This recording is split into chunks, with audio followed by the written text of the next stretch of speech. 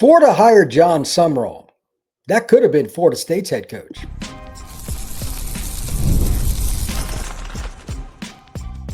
You are Locked On Seminoles, your daily podcast on the Florida State Seminoles. Part of the Locked On Podcast Network, your team every day.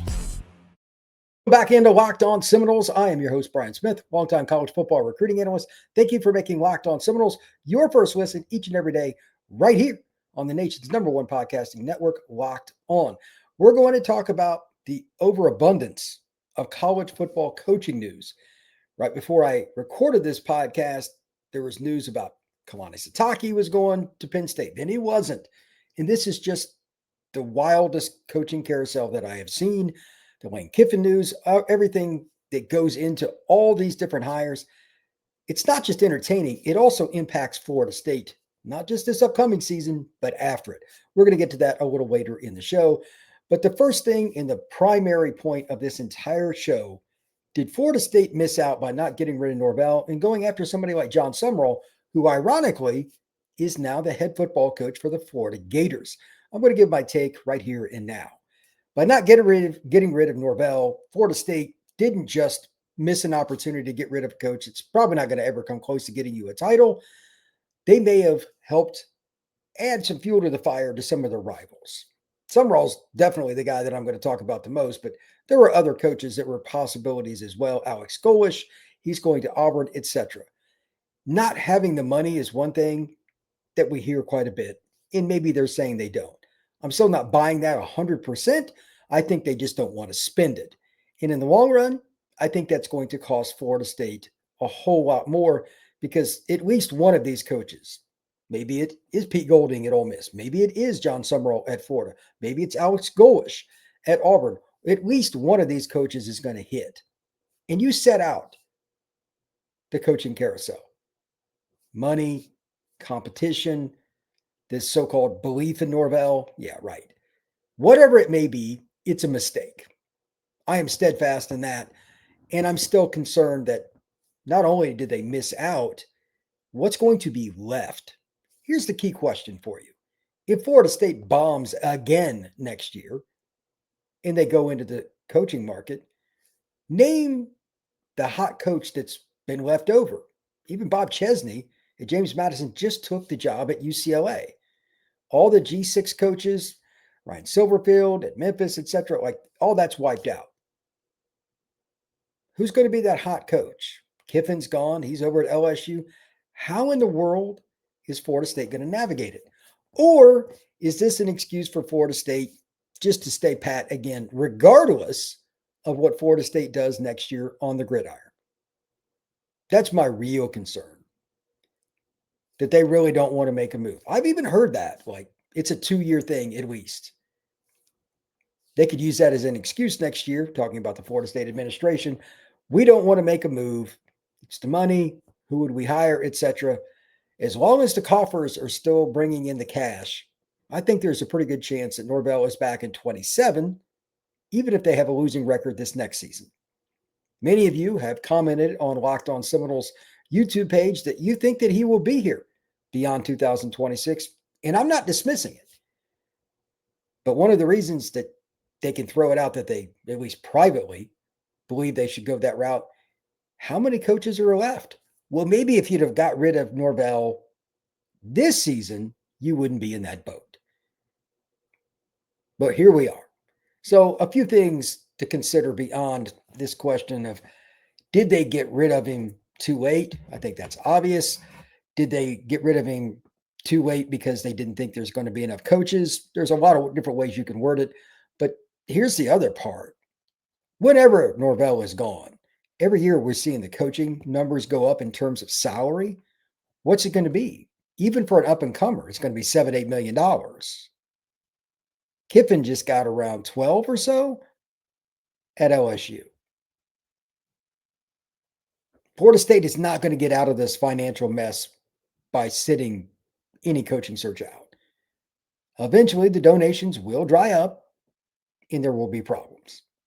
To that end, I just kind of want to go over Sumrall, why I think he's a possibly really good coach and a guy that's earned it, And he reminds me a little bit of Bowden in one particular way. He's not personality, but he evaluated guys that he wanted in the recruiting world, brought them in, developed them. The guy that's at Duke now, that Duke basically bought off Tulane's roster. That's where Sumrall was last year. Tulane, or this past season. The last 2 years he was there. He brought in Darian Mensah from San Luis Obispo. It's just outside of LA. Good program every now and then for football, but it's not really a hotbed. But they went and got this kid, and he started as a freshman. They can evaluate.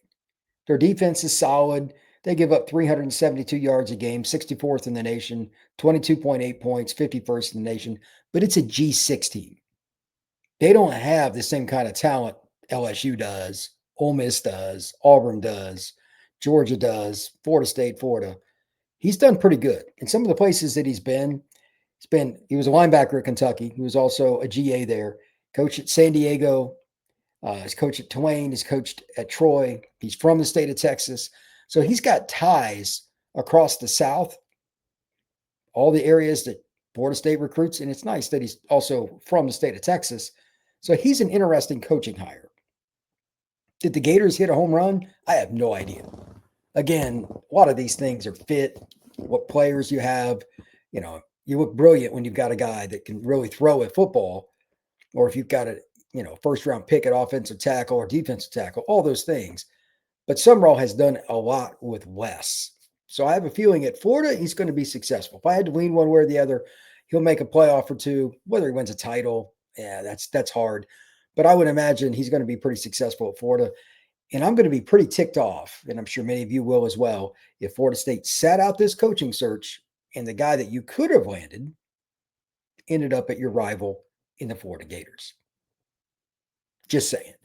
It's a very difficult situation to monitor from afar, but I just think based on his background, the way he's coached, the way he's looked at his roster and developed it, he's a pretty good coach. I'm curious to see what he does at UF. He'll certainly be challenged because that fan base is crazy. When we come back, I want to talk about the overwhelming landscape of college football changing to you got to win now, and the playoff doesn't matter if you're a team that really shouldn't look at it that way. Well, probably it does, because your boosters aren't going to donate if they don't think you can get into the playoff. It's changing so much. That is next here on Locked on Seminoles. Today's show is brought to you by Omaha Steaks. The holidays always feel a little easier when you already know the perfect gift, and Omaha Steaks makes it almost too simple. Whether you're treating yourself this season or sending something memorable to family and friends, Omaha Steaks delivers handcrafted perfection right to their door. And this week is the best time to jump in because the cyber sale is here, and the deals are huge. If you want to get, burgers, if you want to do steaks, that's fine. But you have a lot of different opportunities too. You can get desserts, you can get sides, you can even get comfort meals delivered right to the door of your friends and family or yourself. And honestly, it's the kind of gift that brings people together: friends, family, and food. Nothing says holidays like those three words. So save big on unforgettable gifts with Omaha Steaks. Visit omahasteaks.com for 50% off site-wide and an extra 20% off select favorites during the cyber sale. And for an additional $35 off, use promo code COLLEGE at checkout. That's omahasteaks.com, promo code COLLEGE. Terms apply. See Omaha Steaks site for details. Thank you once again for making Locked on Seminoles your first listen each and every day, and become an everydayer if you haven't already. Like and share this podcast. Let's talk about the overall landscape of college football, why there are so many coaching searches. Football is the driving force for your financial aspects of your athletic department, like it or not. Even basketball schools, like I went to Indiana.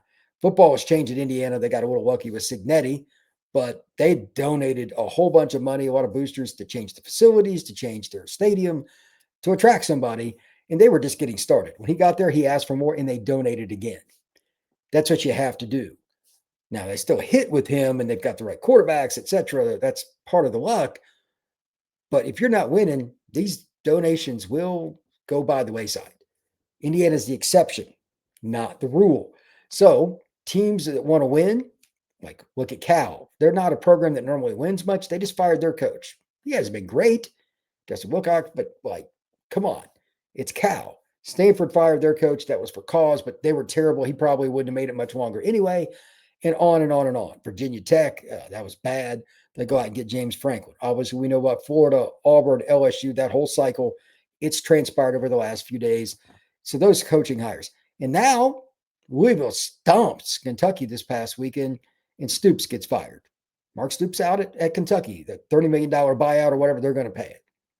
Everybody but Florida State, pretty much, it seems like, made that decision. Oh, by the way, Michigan State, out of the blue, fired their coach. They're bringing in Pat Fitzgerald. It's wild. So winning matters, and people know in these administrations, they have to win at football to pay for the Title IX sports, the Olympic sports, all of that stuff. And boosters aren't going to donate unless they make something happen. So that's why we're seeing so many coaching changes. And I just kind of want to go down the list here. No particular order, although the first one has some significance as I do this podcast on a Monday night for Tuesday morning show. Kalani Sitake, he was out, he was in, he was out as the guy that was going to be Penn State's coach. By the time this airs, maybe it's changed again.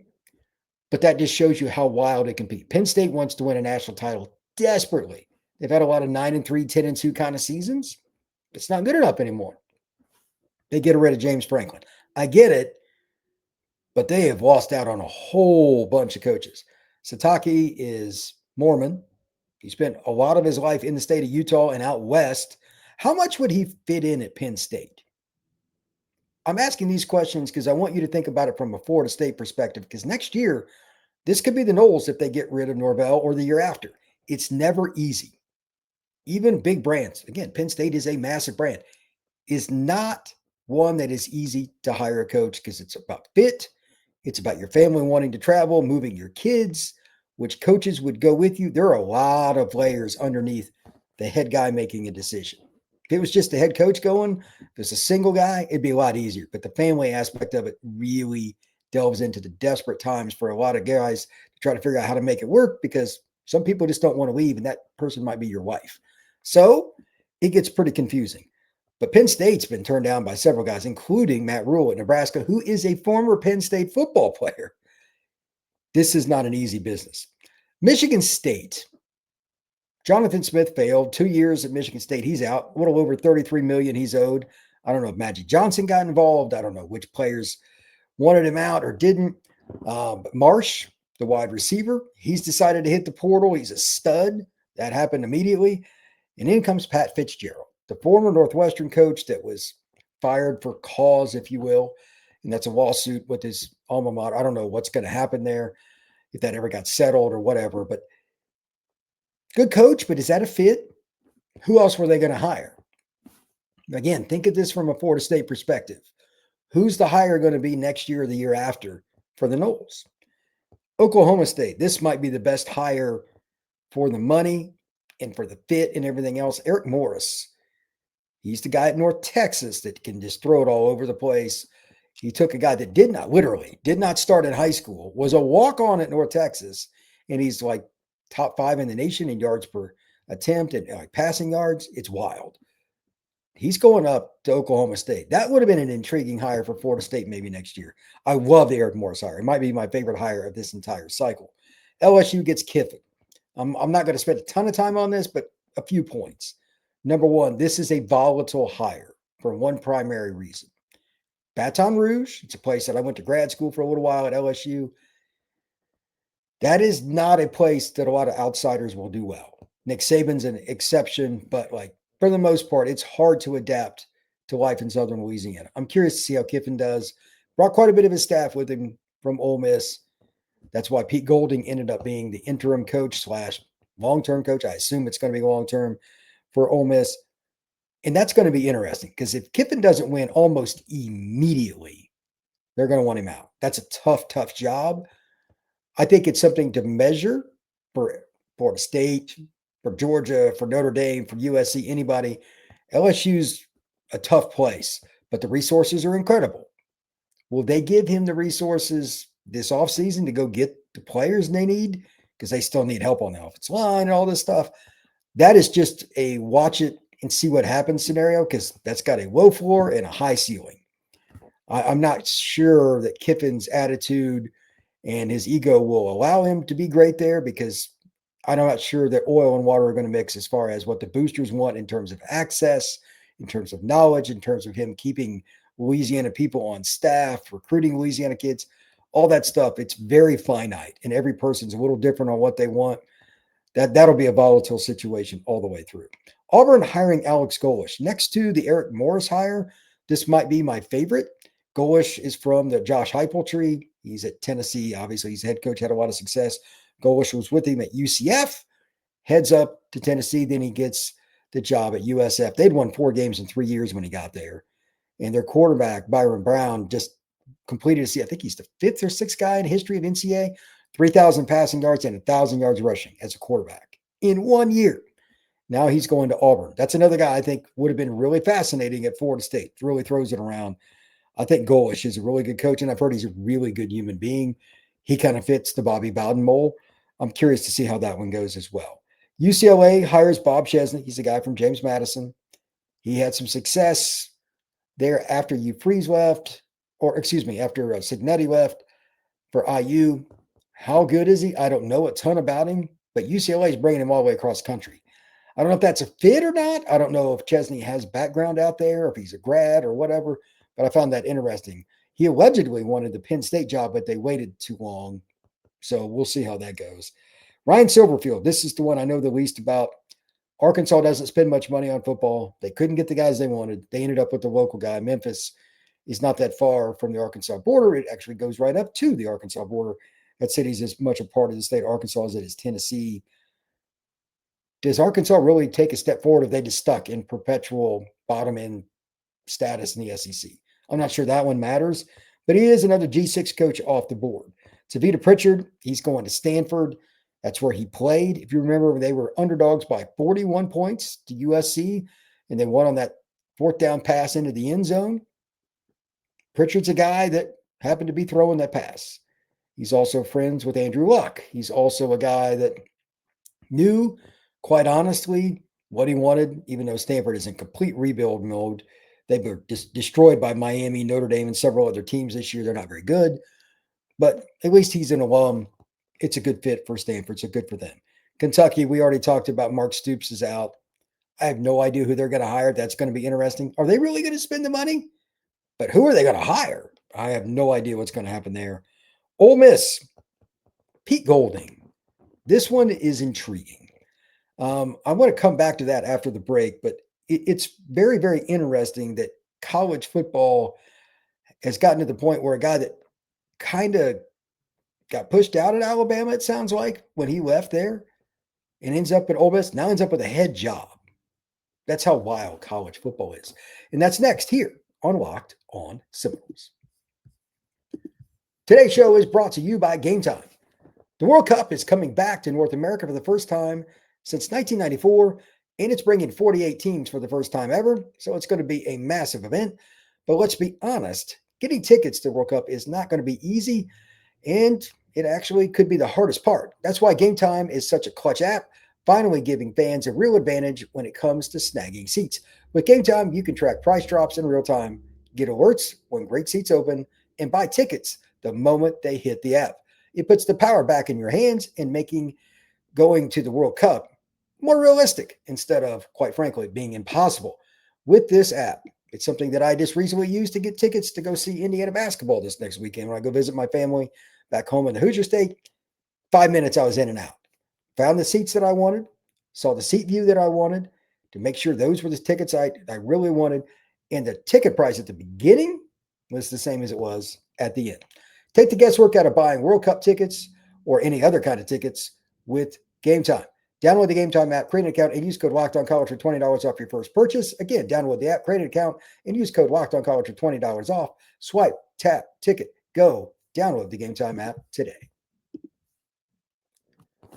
Let's talk a little bit about the conundrum that Ole Miss was in. The Kiffin saga, I don't even think it's truly over because there could be more coaches that are involved. There could be more hearsay. I wouldn't be surprised if there was a lawsuit in some capacity. Any place that Kiffin leaves, there's usually some kind of dirty laundry. Who knows? With that being the case, I've heard some rumors that some of those rumors are coming to fruition now by some Ole Miss people who loathe him for the way he left, etc., right before the college football playoff. But to that end, the key here is very simple. Pete Golding gets a shot.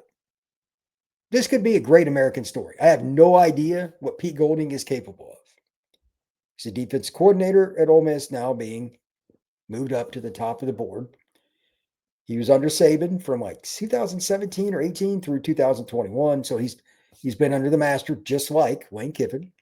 And he's a guy, quite frankly, that has the opportunity to be a hero, even if they just win one playoff game. Congrats to Pete Golding. That would be really cool. With that being stated, he could also be somewhat of a GOAT. Even though it's not like his team, all the players know him. They want him to be a pretty good recruiter from what I've heard. Don't know him personally like I do some other coaches around college football. But if he bombs, especially if Ole Miss gets a home game and they get smoked, and who knows with the playoff committee, I wonder if he's going to get some egg on his face. In addition to, this is the lock. If that happens, Kiffin getting more egg on his face and a lot more stuff coming his way is going to be obvious. By the way, LSU played at Ole Miss this season, so he won't have to travel to Oxford in 2026. But in 2027, that will be a very anticipated game. They will need an insane amount of security, and I mean that literally, for Kiffin and anybody in his entourage to go to Oxford. That's unfortunate, but that's the world we live in, and I wish that wasn't the case, but welcome to college football in 2025. So anyway, the coaching carousel has been wild. And I want to come back full circle to the Florida State point of view. Did Florida State make an error by allowing all these young coaches to get gobbled up? Florida, Auburn, even Ole Miss, UCLA, Virginia Tech gets James Franklin, so many other guys, Pat Fitzgerald, like that shows you how thin it is. Like he's a guy that was being sued. He's a guy that was terminated or sued his university, his alma mater, because they fired him for cause. Like all of those things are awkward in some way, shape, or form because some of these fan bases want to say, yeah, we got the guy. LSU's the only one that got the big hire with Kiffin. But who's going to be left over the next couple of years? Who are the remaining G6 coaches and P4 coaches that can be hired? And Wisconsin's probably going to be on the market. That's kind of obvious. Florida State should be on the market. Do we think North Carolina's not going to make a change fairly soon? These are just some of the possibilities, and there are others too. When it happens, what does Florida State do? Are they going to have a good option? I've talked about the coordinator route. I'm okay with it. Some are not, and I get it. Brent Key up at Georgia Tech has Buster Faulkner on his staff, and I'm sure he's trying to keep him. That would be a guy I would take. That's just one of several that are possibilities, but hey, at some point, it's going to go into the coordinator level because there's only so many G6 coaches that can pop up to the P4 level that have truly had success, that fit all the parameters you want. Being a head coach is nice, but if you're not, at least be a good recruiter and have good offense or defense, and maybe you've been under guys like Saban, guys like Brent Key, whatever it may be. But I'm concerned Florida State has missed the boat here. Not saying it had to be Jon Sumrall, but it is ironic that he's at Florida now. That could have been a guy that you could have grabbed. He's from your footprint or where you recruit. He's been in the South. He was just recently at Troy and then at Tulane. Alabama and Louisiana, those are two states that the Florida State Seminoles have always recruited. He's going to be familiar with a lot of the boosters and areas that he would go in the spring circuit to meet with all the alumni. And now he's going to be in Gainesville. That's just a microcosm of how complex college football can be for Florida State and a lot of other schools. So the next coaching cycle after this next season, I don't know if there's going to be as many hires. It's hard to say, but I guarantee there's going to be more risk because there won't be as many coaching candidates that are on the up. A lot of them got gobbled up in this coaching cycle. Thank you very much for making Locked On Seminoles a part of your day each and every day right here on the Locked On Podcast Network. We will see you again tomorrow.